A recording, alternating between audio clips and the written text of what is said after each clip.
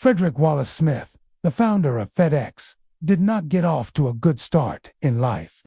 At the age of 4, his father passed away, and for the next 10 years of his life, Fred was afflicted with a type of childhood arthritis called Perthes disease that affected his hips.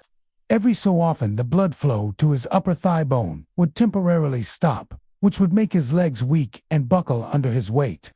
Thus, for 10 years of his childhood, Fred was forced to spend most of his time sitting around in leg braces while using crutches to get around. Being different made Fred an easy target for bullies at school, which would further isolate young Fred.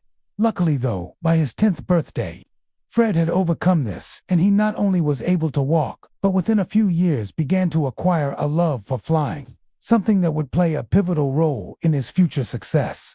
However, in the meantime, during high school, Fred started his first small business, the Ardent Record Company, which he founded along with some friends. The company started out as a small recording studio in a garage, but eventually grew into a larger recording company which actually still operates to this day. However, Fred left the company in 1962 to go to Yale University and study economics. During college, Fred was a member of the Yale Political Union, which according to their website is the nation's oldest and most prestigious political debating society. After graduating, Fred went to work for an airline called Northeast Airlines and worked there for 2 years before coming back to Yale to do a master's in political science. In his junior year, Fred wrote a term paper where he proposed a business idea that he said could revolutionize the way goods were transported.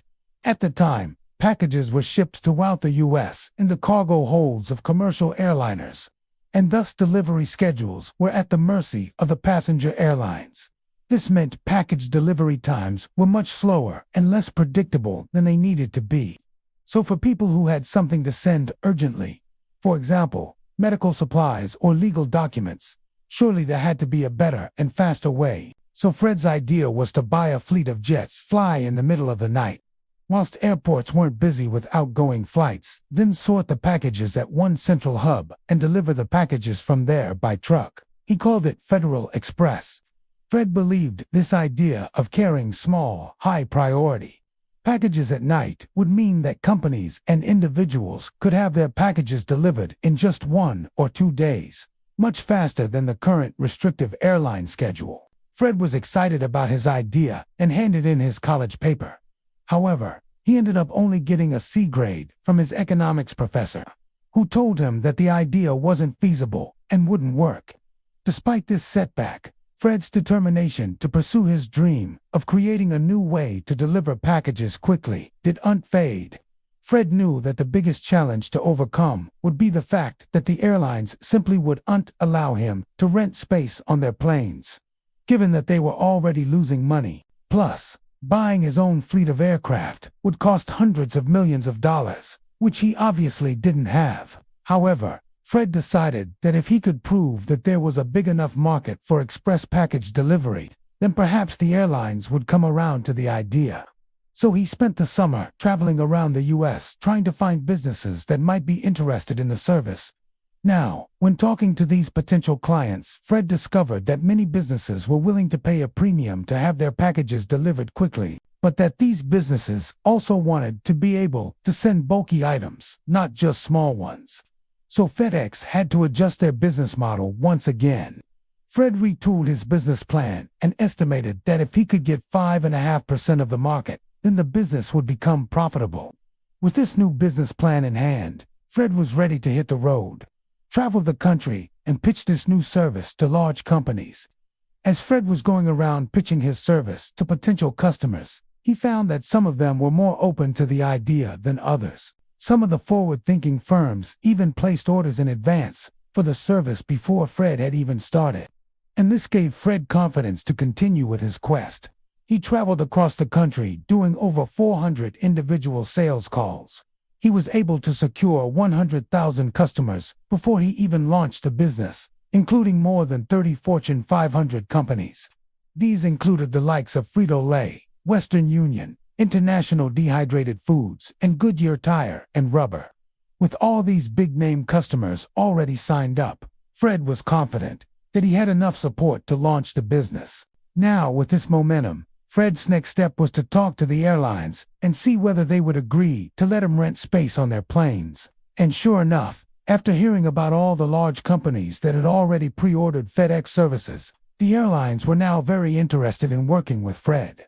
One of the biggest challenges facing Fred at this stage was that although he had a lot of customers signed up, he still had to transport the goods from the planes to the trucks. And to do this, he needed a distribution center. In fact, he needed 2 distribution centers, one on the East Coast and one on the West Coast. The team spent several months searching for the perfect facility to use as a distribution center. But it soon became clear that there were no buildings that met their requirements. So Fred decided that he would purchase land and build 2 brand new distribution centers. To finance the construction of these facilities, Fred borrowed $3 million from various banks.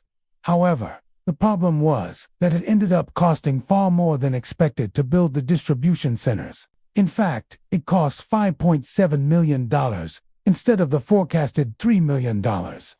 On top of this, the company had racked up $2.7 million in debt due to other startup costs. Thus, rather than having a healthy cash balance going into the launch of the business, Federal Express was actually in a $1.4 million hole. In spite of these financial challenges, on April 1973, Federal Express officially launched with 10 aircraft and 180 employees. The company began offering its overnight delivery service between 13 cities in the Memphis area, and they advertised this heavily. This resulted in a surge of orders, and by the end of the first month, FedEx had already made 325,000 deliveries. However, despite the high demand, the company was still losing money. In fact, by the end of the first month, the company had lost $285,000. By the end of the second month, the company had lost $510,000. But by the third month, the company was starting to turn a profit. Now, although the company was making money, the amount of cash that came in each month was nowhere near enough to cover the substantial loan repayments that were coming due. This meant that every single month, Fred had to go to the bank and ask for more money. However, after several months of continuous losses, the banks got tired of lending money to the business and blocked any further loans. This meant that FedEx was in a very tough position. They had serious cash flow problems. The company had racked up millions of dollars in debt, and they were now unable to borrow any more money to keep the business afloat. Now, Fred desperately tried to raise money from investors, but the problem was that nobody thought the business was worth investing in. Many of the people he spoke to thought that the idea of delivering packages via airplane was ridiculous. Thus, Fred was unable to raise any money from outside investors. With no other options left, Fred had to look inside the company for ways to make more money. And the thing with a delivery business is that the main variable that affects profits is speed. The faster the company can deliver things, the more money they can charge for it. This is why Fred had focused so much of his efforts on building a strong network of airplanes and distribution centers. But what if he could make his delivery times even faster? Well, one way to do this would be to cut out the distribution centers altogether and simply deliver everything by plane. The only problem with this approach was that the company had already paid millions of dollars to build the distribution centers, and cutting them out would mean that those assets would become useless. So instead, Fred decided to reduce the size of the distribution centers and focus on making the airplanes handle more of the heavy lifting. So the company invested in new computer systems, which would enable them to load packages onto planes more efficiently. However, even with these changes, FedEx was still bleeding money. In fact, by May 1976, FedEx was losing $1 million per week. By this point, Fred had exhausted all possible options to try and save the company. And with more and more investors writing him off as a lunatic, he found it impossible to get any external funding. Now, at this stage, Fred Smith realized that the company was on the brink of collapse, and so he called all of the senior executives together to figure out a solution.